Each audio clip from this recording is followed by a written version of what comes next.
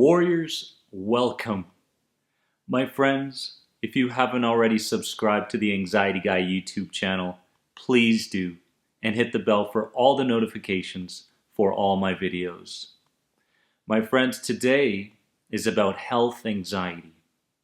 I discuss health anxiety from time to time because it's important to understand. And there's many people out there that are falling into the trap of being highly sensitized to their bodily sensations and misinterpreting them as physical illnesses, therefore living a life of survival and not a life of creativity. So today is about health anxiety, and I want to start with a little bit of understanding first of all, my friends, before we get into these 5 rules that you must live by to heal health anxiety.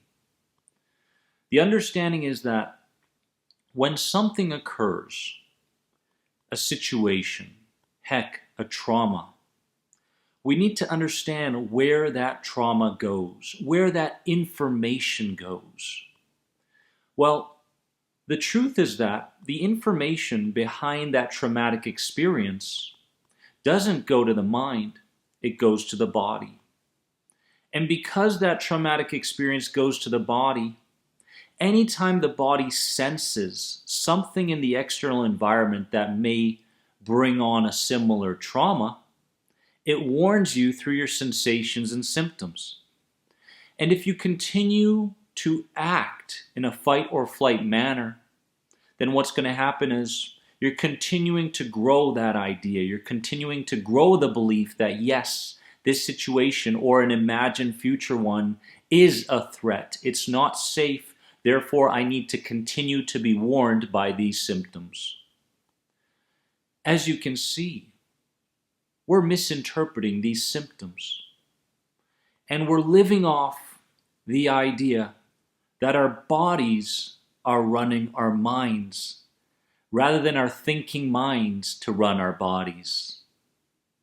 So let's get into the first rule when it comes to health anxiety. The first rule comes down to allow thinking to override frantic awareness. Now, I'm going to look back on my years living with health anxiety, and I had this sense of frantically being aware of what my bodily sensations were doing.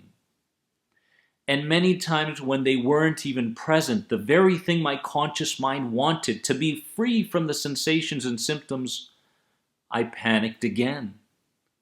I was addicted to suffering. I was addicted to trauma. I was addicted to drama. And so I found it. Either I found it through my sensations or I found it through my external reality. But I found some way to suffer, and health anxiety is just another way to continue to build the idea that, hey, this life is full of suffering. So we need to understand how important it is to start learning how to think rather than continue to remember. If we continue to remember, we're simply acting on what we did yesterday. So it's the same thoughts again and again and again.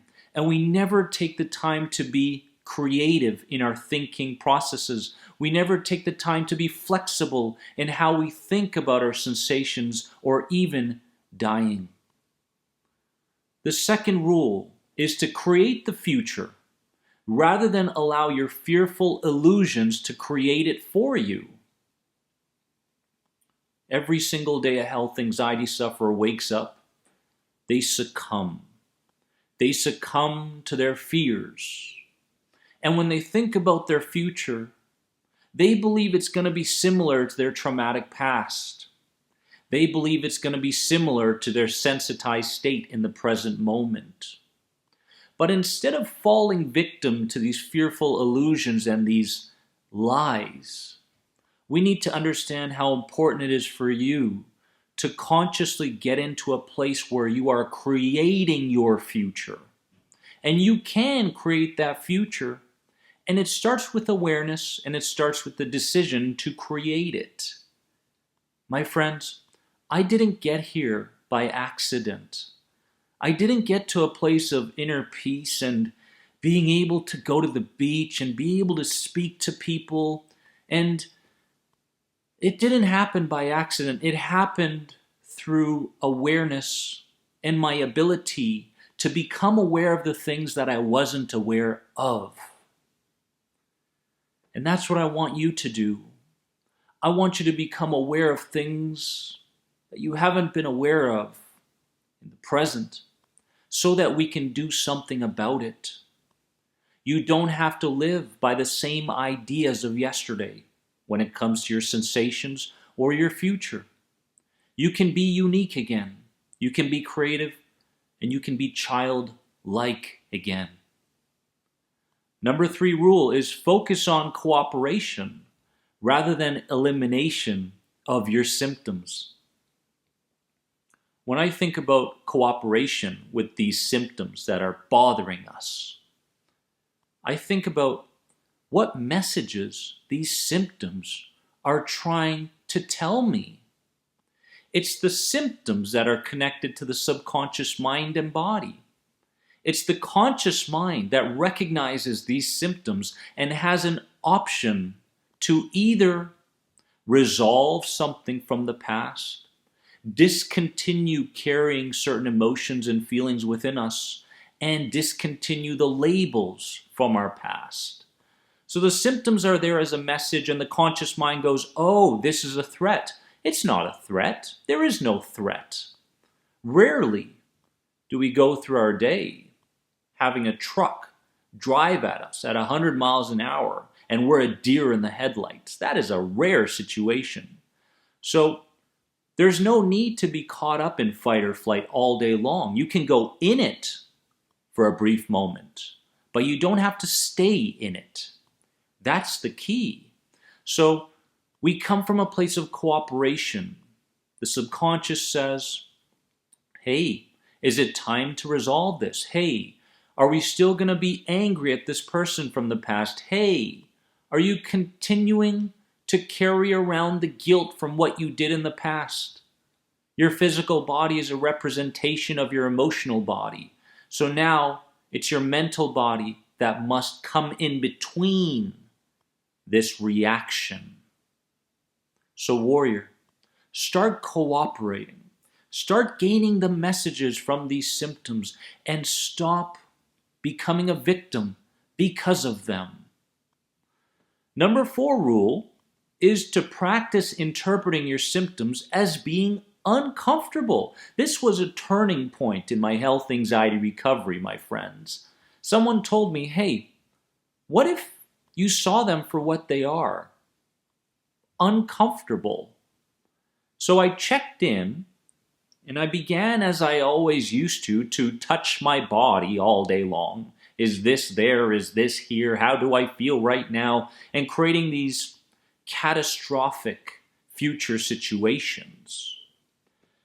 And I realized that, my God, I've turned a fly into a monster. These symptoms are uncomfortable at best. They're not life-threatening.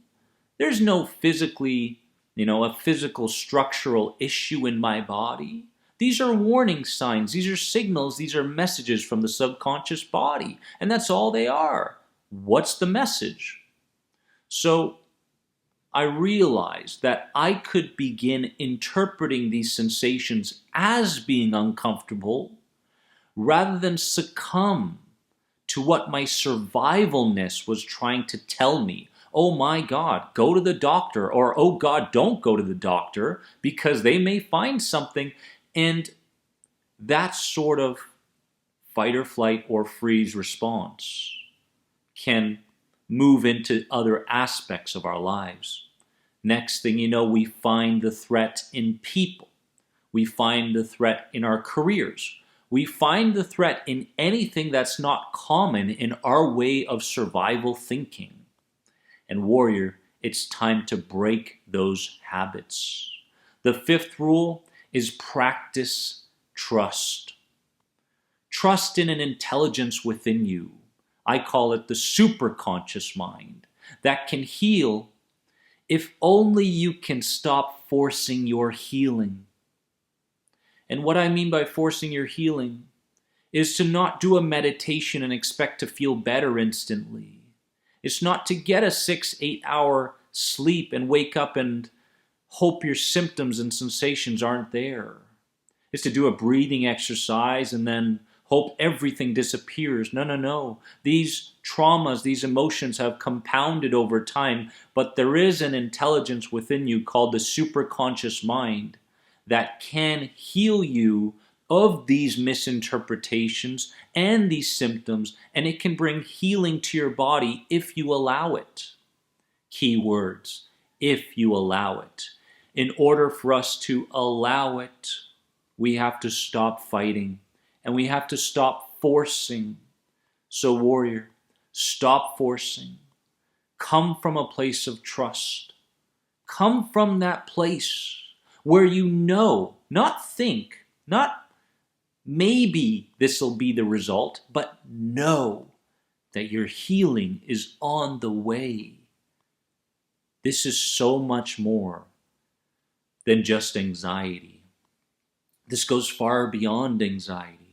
This is about transformation. This is about lifting your self-worth. This is about self-respect. This is about connection. This is about purpose. And you're on your way to finding that purpose, but you must trust. I'm going to leave you with these words, very important. I'm going to speak directly to you. The fear of death is the heartbeat of health anxiety. Instead of fearing death, be interested by it, even curious, and watch what starts to happen in your life. I love you from the bottom of my heart, always do.